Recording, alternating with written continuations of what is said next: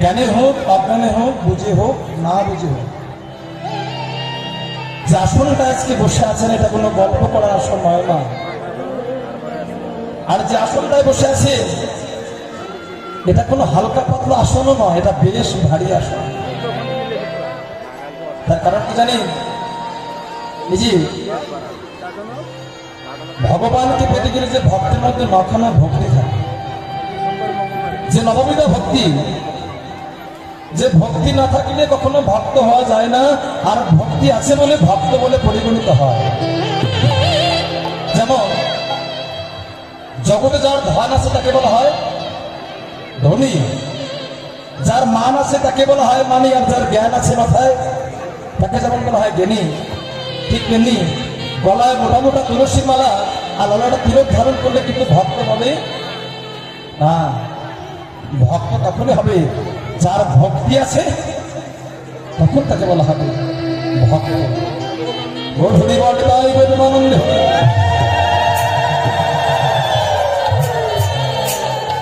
মায়েরা কেন বললাম জানেন?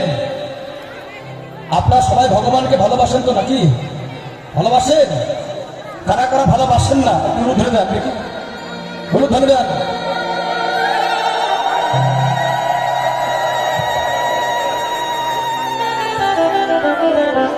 ভালো করে শুনেছেন তো কি বলেছিলাম? কি বলেছিলাম? কারা কারা ভগবানকে ভালোবাসে না, তার মানে আপনার কেউ ভগবানকে ভালোবাসে না নাকি? হ্যাঁ নাকি শুনতে ভুল করেছেন? ও মানে শুধুমাত্র এই কোণা থেকে এই কোণা ঘুরে ঘুরে কাছে বলে মন খারাপ করেছেন নাকি? হ্যাঁ আচ্ছা, কারা কারা ভগবানকে ভালোবাসেন না বলেছিলাম, তার মানে আপনাকে ভালোবাসেন না নাকি? না, আপনার তা না, ভালো না বাসলে কোনদিন এই আসরে এসে বসতেন না। কারণ আগে বলেছে কীর্তন হচ্ছে ভাবসঙ্গীত, এই কীর্তন আসলে সবাই আসনে বসবে না, সব রসের মানুষরা কীর্তন আসলে বসে না। যেখানে কীর্তন না হলে বাউল গান বা কবি গান হতো, দেখবে আরো মানুষের অনেক ভিড় হতো না। আসলে সবাই বুঝতে পারে না, যারা ভগবানকে ঐকান্তিক মনে মনোপ্রান্তে যারা ভগবানকে ভালোবেসেছে, একমাত্র তারাই ভগবানকে ভালোবাসে এবং ভালোবেসেছে বলে আপনার সবাই ভালোবেসেছেন, তাই বসেছেন। আমি জানি কেন অনুধাবন দিলেন, তার কারণটা কি জানেন? ওই যে আপনার সবাই কীর্তন রসে ডুবে গেছেন, তাই না? আর ডুবে গেছেন বলে আমি যাই বলছি তাই শুনছেন। হ্যাঁ কি গো, যাই বলছে তাই শুনছেন? না, যদি বলি যে আলমারির চাবিটা দাও তো, তখন দেবেন না? দেবেন, তখন হুশ ঠিক আছে। তাহলে ভগবানকে কারা কারা ভালোবাসেন এখন অনুধাবন দেন।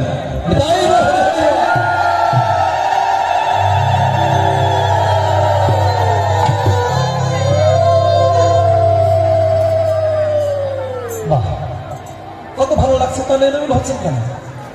যে কথা বলছিলাম যে ভক্তের মধ্যে যে নখানা ভক্তি থাকে, সেই নববিধা ভক্তির মধ্যে আপনারা প্রথম যে ভক্তির স্থান দেওয়া হয়েছে সেটা হচ্ছে শ্রবণম। এই যে শ্রোতার আসন, যে আসনটায় বসে আছেন না, এটা কোনো হালকা পাতলা আসন না, এটা বেশ ভারী আসন। জ্ঞানে হোক অজ্ঞানে হোক, বুঝে হোক না বুঝে হোক, যে আসনটায় বসে আছেন, এই আসনে বসে, শ্রোতার আসনে বসে, ওই যে পাণ্ডবপুরের রাজ শিরোমণি মহারাজ পরীক্ষিত, তিনি বছরের পর বছর কীর্তন দিয়ে বা শুনে নয়, শুধুমাত্র 7 দিন, শুধুমাত্র 7 দিন তিনি হরি কথা শুনে তিনি কিন্তু উদ্ধার হয়ে গেছেন। তাহলে আমরা বছরের পর অর্থ খরচ করি, বছরের পর বছর কীর্তন দিই, তাই না? তাহলে আমরা 3-4 ঘন্টা যে একটা কীর্তন যে শুনবো মন দিয়ে, এটা আমাদের ভাগ্যে হয় না। তাই মায়েরা বলে না যে সময় চলিয়া যায় নদীর ফিরায় যায়, সোনার ঘুরিতে বলে ঠিক, এই সময় গেলে আর হবে না। আজকে সংসারের দায়িত্ব ফেলে, কেউ ব্যবসা বাণিজ্য ফেলে, কেউ চাকরি ফেলে, যে সময়টা আজকে এই কীর্তন শোনার জন্য দিয়েছেন, আসুন সেই সময়ের সৎ ব্যবহারটা করি। কারণ আমি ভালো করে জানি যতগুলো ভক্ত এসেছেন আপনারা কেউ রাতে থাকবেন না, থাকবেন? তাহলে যে কয়েক ঘন্টা থাকবেন সেই কয়েক ঘন্টা তো মন্দির কীর্তন শুনতে হবে নাকি না? আসন, এই আসনটা বেশ ভারী আসন, তাই নিজের জ্ঞানে হোক অজ্ঞানে হোক বুঝে হোক না বুঝে হোক বসেছে। আসুন সবাই মিলে মন দিয়ে সেই কীর্তনটাই শ্রবণ করি। নিতাই গৌর তোমার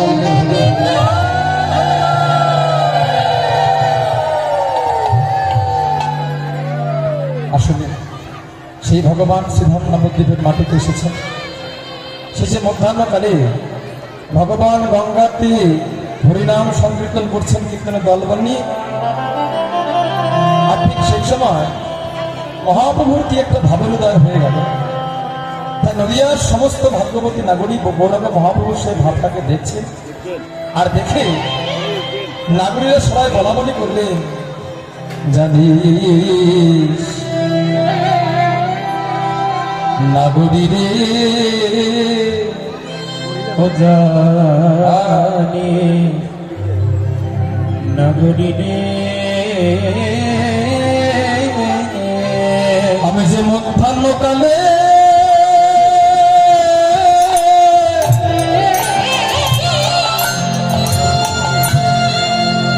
এই নদীর মাঝে অপরূপ রূপের গৌর দেখলাম।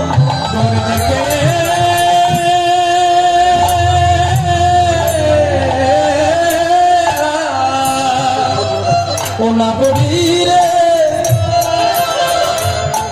কি দেখলাম জানিস? দেখলাম হেমশায়তী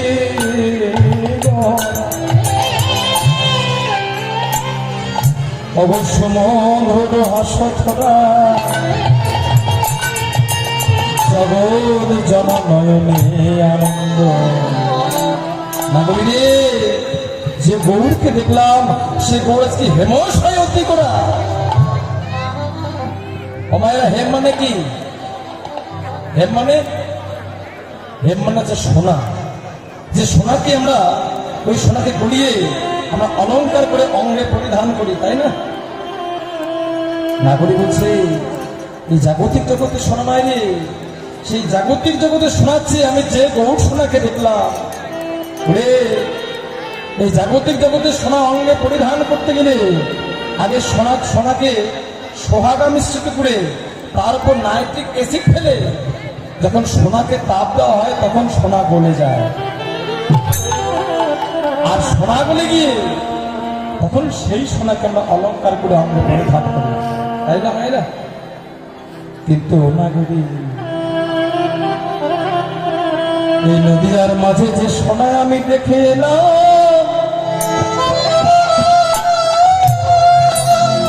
এ তো জাগতিক জগতের সোনা নয়। এ যে আমার গৌর সোনা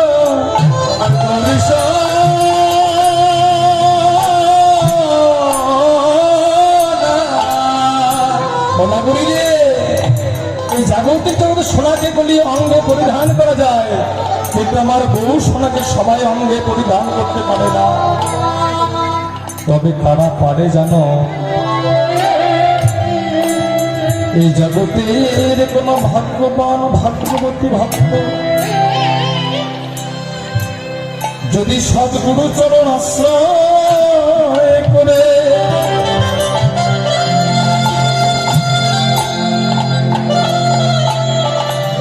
যদি কেউ একবার ওই আমার ভক্তির পাত্রে গৌর সোনাকে ফেলে যদি কেউ একবার অনুরাগের তাপ দিতে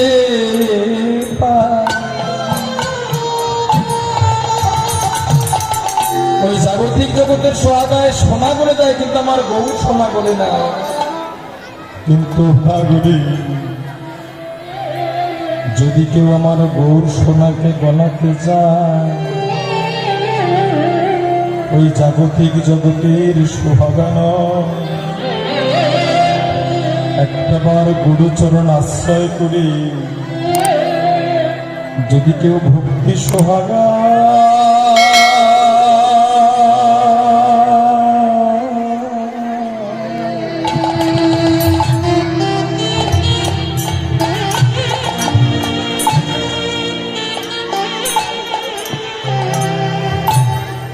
যে ভক্তি সোহাগা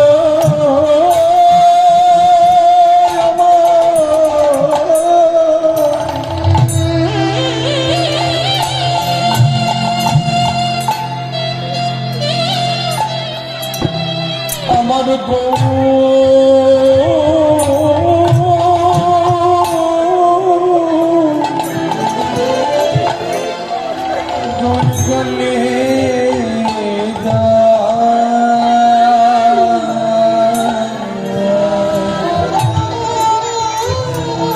নগরী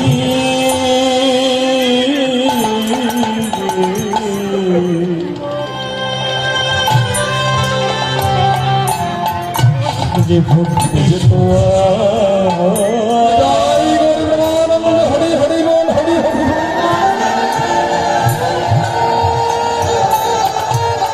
আমার গো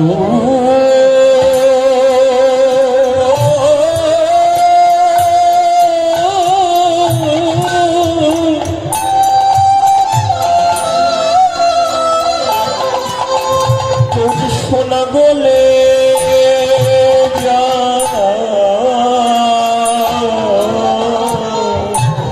যদি কেউ দুটি নয়ন জানে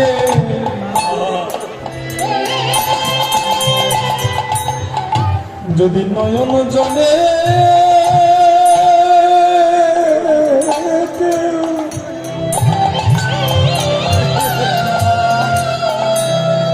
আমার গৌরকে ডাকিতে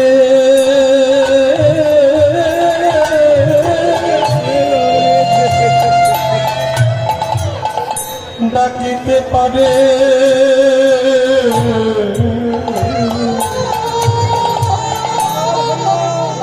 জগতে আমার ভক্তি সোহাগ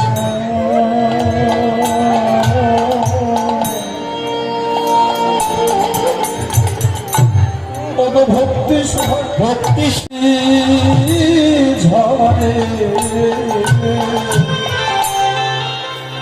সেদিন যখন মানব জন্ম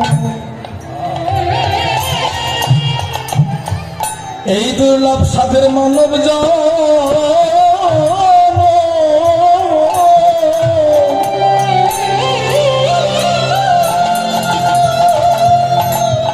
এই জন্ম ধন্য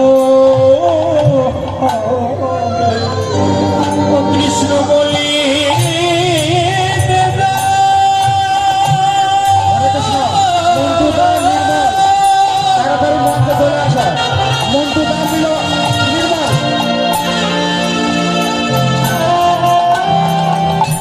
কৃষ্ণ বলিতে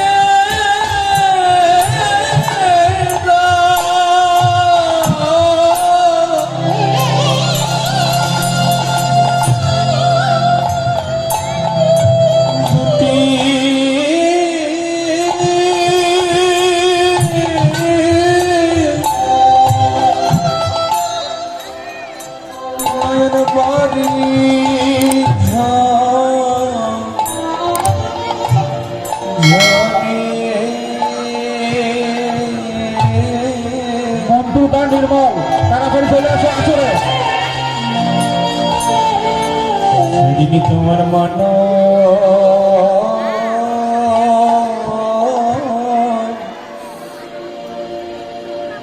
মানব জন্ম ধন্য সেদিন তোমার মানব জন্ম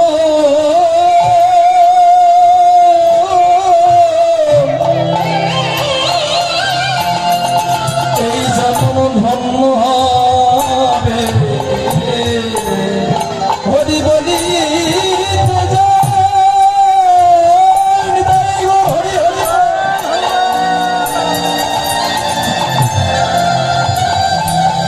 হরি বলিতে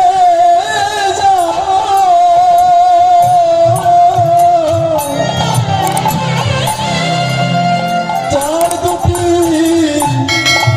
নয়ন বাড়ি সেদিন তোমার মানো জনম ধন্য হবে হরি বলি বাড়ি তোমার মানো জনম ধন্য হবে কৃষ্ণ বলি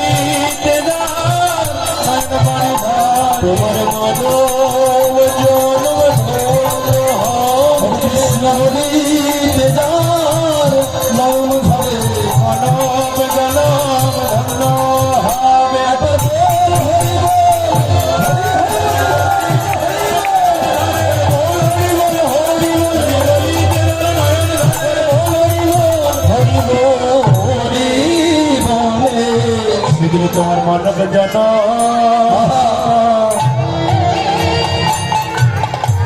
ধন্য